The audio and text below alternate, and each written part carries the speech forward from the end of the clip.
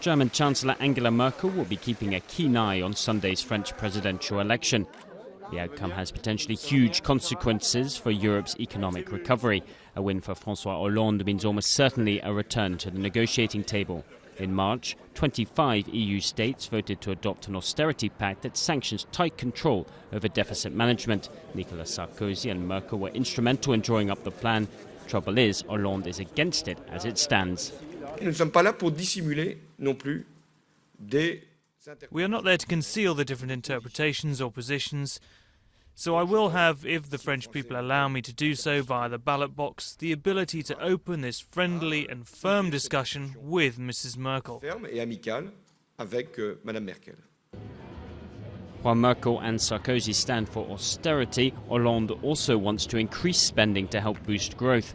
Many European countries are growing impatient with the seemingly downward spiral of cuts and joblessness, with many like Italy, Portugal, Spain and Ireland returning to recession.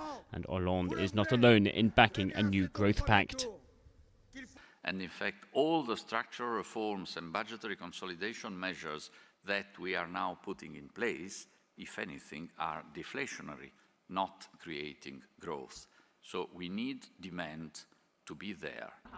Merkel has stated that the fiscal pact is not open for renegotiation, but a Hollande victory would see spending back on the agenda. Already on the table are proposals to increase capital in the European Investment Bank, allowing it to make bigger loans for new infrastructure projects and help kickstart the European economy. The French socialist candidate Hollande leads Sarkozy by around 6 points according to the polls and is the clear favourite to win on Sunday. If, as expected, Hollande gets in, it really means that Europe has to get itself back around the negotiating table and actually negotiate something that works for Europe. I mean, at the moment, we're seeing really harsh austerity plans, not only for countries like Holland, which have, fairly good fiscal history and not that much of a deficit at all. It's going to be much harder for France, for example, to reach those fiscal targets.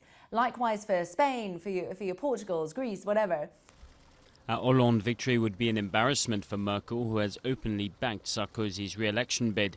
She has said that she will seek talks with the winner within 24 hours of the result, and any disagreements will have to be resolved quickly for fear of seeing the financial markets punishing political hesitancy with a hike in interest rates.